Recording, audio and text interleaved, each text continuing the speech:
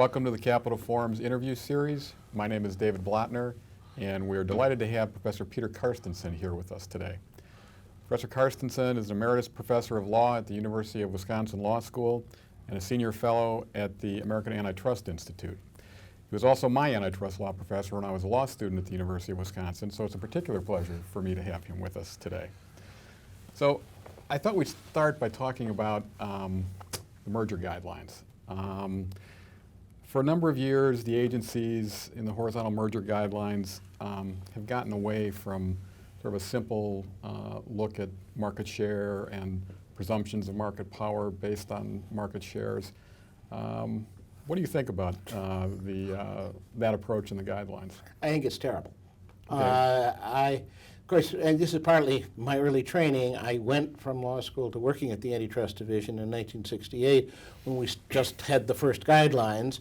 And so I worked with those guidelines. I found them workable, sensible, and efficient. You could get your work done. You could figure out market share, substantial violation, end of story. And my concern, and I'm working on a paper on this, is that we have gone back to the pre-Philadelphia National Bank world in which we want to take account of everything. We look for proof of competitive effects.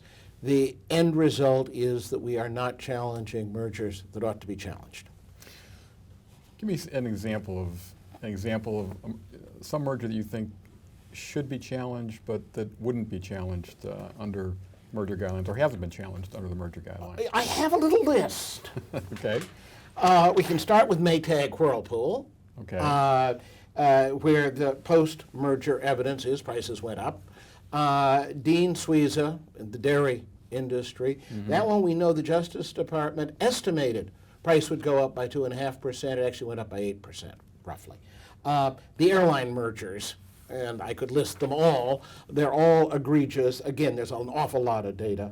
I think that one could go back and look at the Monsanto acquisitions of Delta Pine and Land, the DeKalb Holden Foundation, a series of mergers that incredibly concentrated the seed industry.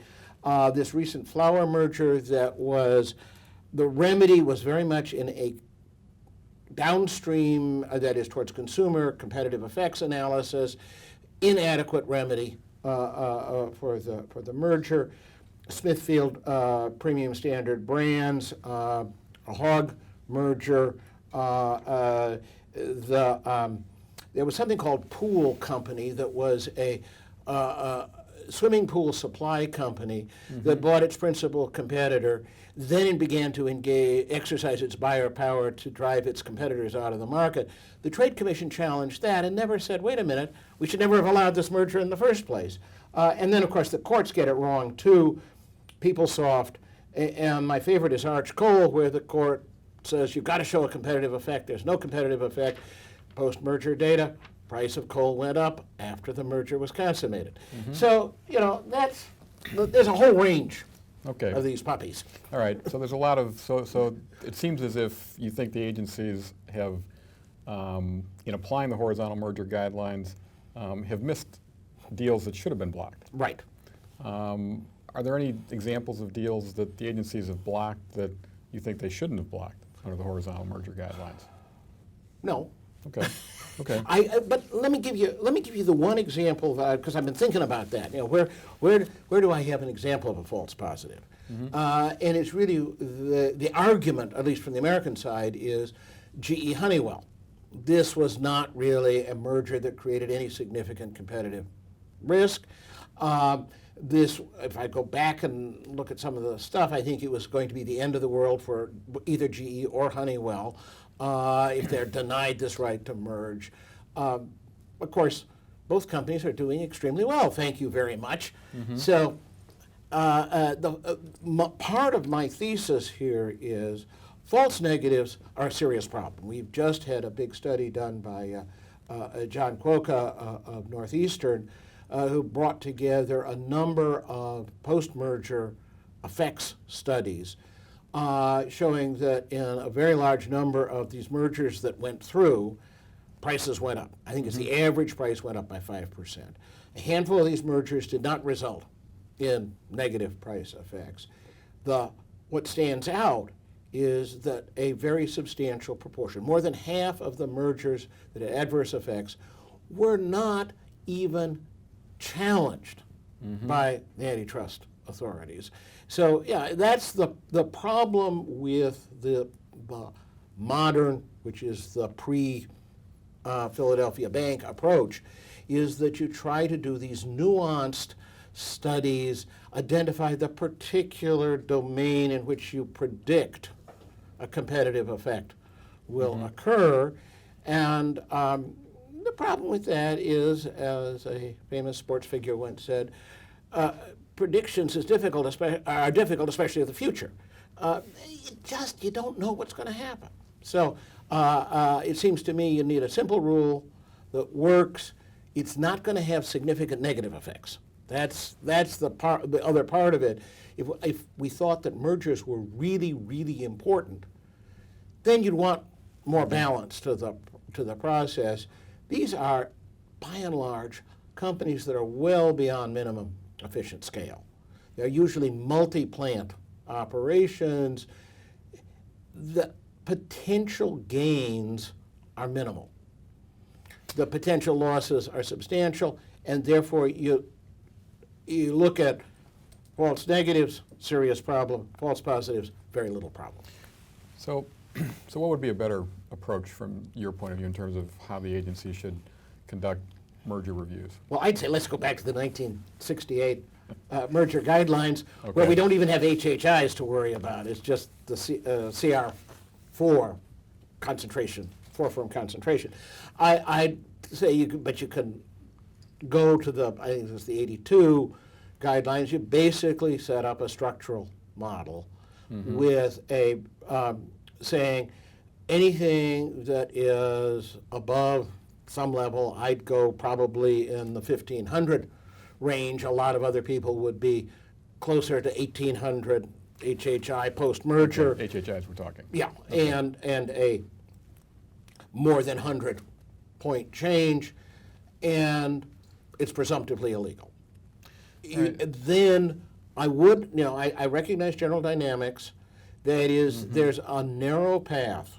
The General Dynamics, C&S case, I'm leaving one out, Marine Bank case, it set up a defense that says, this is what's going on now, but we can show you in the future. We aren't going to be, this isn't going to affect competition at all. That is, in General Dynamics, we've already sold off all our coal. Therefore, we are simply not a competitor. In CNS, we effectively own, even though we didn't own the equity, we effectively own these banks. They're never going to be free to do anything other than what we tell them to do. And in Marine, which was a potential competition case to be sure, the question was, can you be an effective competitor except by buying a large bank in this market because of the existing branching laws? So I think you've got to have that opportunity for checking and making sure that your future line looks plausible. Okay. But even under that sort of scenario, to figure out the market shares, you still have to define some kind of both product and geographic market, right? Right. And so aren't we back to the same issues again of what's the product market, and if it's a broader product market, a narrower product market, we either do or don't have a problem. Absolutely. I mean, that's, when I did this, it was a lot in the finance world, and so I spent a fair amount of time trying to sort out, does financial product A compete with financial product B? So yes, you've got to figure that out, and that's where our economic tools, the kind of tools that were used in the 97 Staples Office Depot case, become very relevant and useful tools. I don't want to walk away from that. And some of the how product, this degrees of substitution between two products It's very helpful in saying, well, these two products actually are very close substitutes, Right. and the next set of products are not very close substitutes. Therefore, this merger. Oh, I should have put in Coors Miller as another example of bad decision. So you can use that because you're looking at how do they compete today. Once you start asking, well, how will the world readjust, et cetera, do we really have a plausible theory for 5 years from now? That's when I think I've suggested that you could use a dartboard about as well as an economist to decide what the Okay. future will hold. Well, let's go back then to, you bring up the Staples Office Depot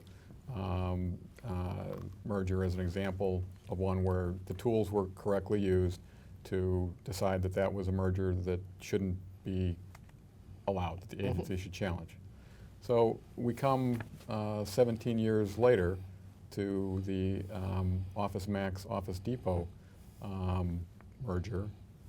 Same tools, different result. Yep. You think it was the right result? I have some reservations about that result, and it turns exactly on this kind of market definition problem because I buy a box of paper periodically, and right now I've got very convenient access to one or the other of these outfits, and the other stores are really inconvenient, and so if they consolidate the Madison market down to one East Side, one West Side store, depending on where the East Side store is, because I'm on the east side of town, my transaction costs are going to go up. Now, I understand the analysis is that enough of us will be using other forms of buying, that it isn't going to make that much difference. And if that's, and I've certainly, I was just watching something down at the meetings where the information, if it's correct, was that they could really show a very dramatic change in the marketing of office supplies from '97 to today. So then you need to rethink markets. Markets change. I did a lot of banking stuff where both the geographic and the product market issues were ones that you could focus on in one way in 1960s, 1970s, after we changed branch banking law, holding company law, Right. you had to think about it Okay. in a very different kind of way. But I mean, let's take, I mean, we're both from Madison, Wisconsin. Do you think that office supply stores that are on the east side of town compete with stores that are on the west side of town? For the business of some, probably. Okay. For the business of small buyers, no.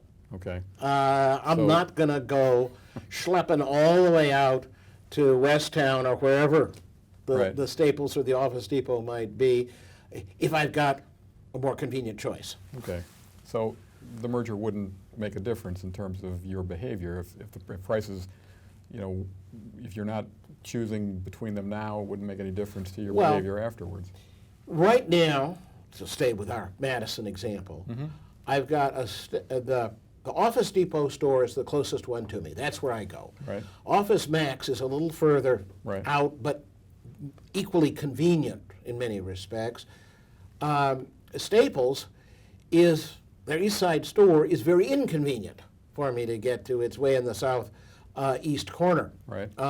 So that if an Office Depot Staples merger goes through, yeah, they're going to probably keep an East Side store. I Right. don't expect, but I think instead of having three options, I'm going to be down basically to one, unless I want to go another 10 miles out to Costco. Okay. And again, and this is the market definition puzzle. Right. I want to look pretty closely at the kind of data that's brought in because I'm just one. And we got to look at how pricing is going. The more, certainly the data that we were being shown, pricing has gone to a national level. It's much more driven by competition with the internet sellers, whether it's Amazon or others. I realized that I should probably creep into this century. I dread the thought, and look and see what it would actually cost to have some vendor deliver the paper Right to your to door. me, since I'm usually doing other errands when I go, and those other errands still need to be done. If I have to pay a price for the paper plus delivery, I'm going to look at that and say, well, that's really not helpful. But that may discipline the market sufficiently that even if there's only one retailer, there will be a little bit of higher transaction cost for me. For others, not so much. And it isn't just my purchasing, it's the whole market. Sure, sure. Well, so I mean, I guess that gets me back to the question: would your approach really result in the results being that much different than what the agencies have been doing under the merger guidelines? Again, Professor Quokka has done this very interesting model of a version of the Philadelphia Bank approach compared to what the agencies do. And he runs this against the 40-some examples. And what happens is a pure structural approach. If you just say, okay, all right, here's our structural model, it tells us this is likely to be a bad merger, we sue it, would have resulted in challenges, and I think the number was 93% of the ones that actually had adverse effects. The downside, and Professor Quokka is very clear in exchanges with him that I've had, that he thinks this is a serious downside, is this same model would have predicted of the 8 mergers that did not seem to have negative effects, it would have predicted 6 of those 8 were bad mergers, whereas the enforcement agencies predicted that only 2 of the 8 would be bad mergers. That is challenged 2 of the 8. So that if you're concerned, again, false positives, false negatives, we want to have equity, then the agency approach looks better. If you take my concerns that false negatives are a real serious problem, false positives are not a problem, then a structural approach with all the challenges, as you say, to the market definition issues, is the one that will push you forward because you're going to make those challenges.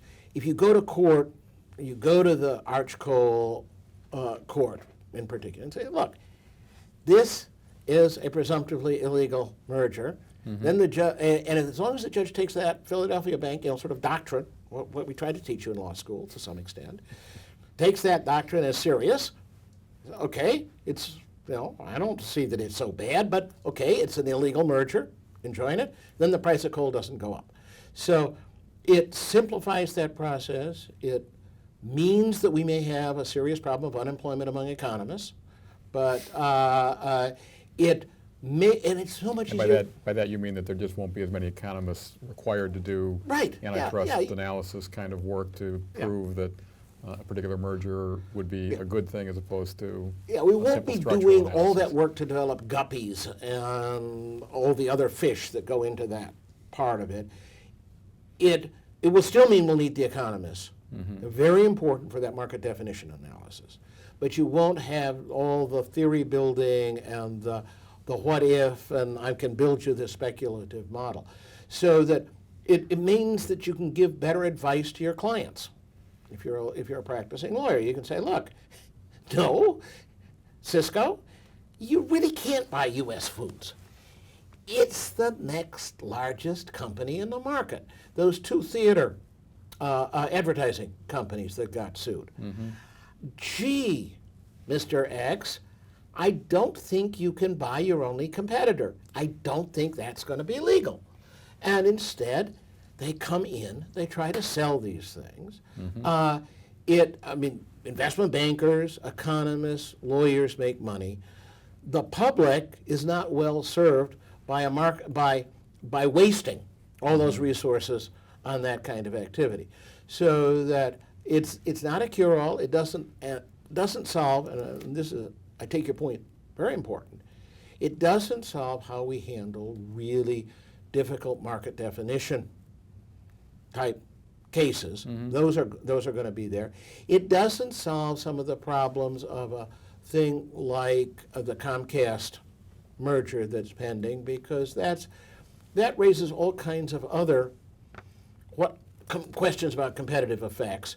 And there, I'm prepared to say, yeah, when we've got something that's not a conventional thing, Right. then you want to challenge it. You've got to give the court some plausible basis to think that there might be, that there may be a substantial lessening of competition, a tendency to monopoly. I have thought that one way to do that is, as long as there's at least one plausible economic theory that shows adverse effect, that should suffice to establish the thing. I think that's probably going too far.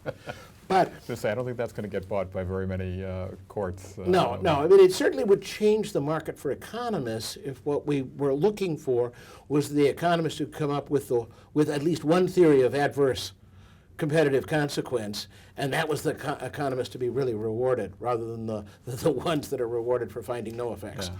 I think the one thing too that the economists, you may not agree with this, but I think the economists have been pretty good at trying to use data to test out some of these things, to look at them in a more rigorous way with tools that were not available all the time. And I think that's been helpful, at least in making people feel more confident about the judgments in the cases that they have decided to challenge.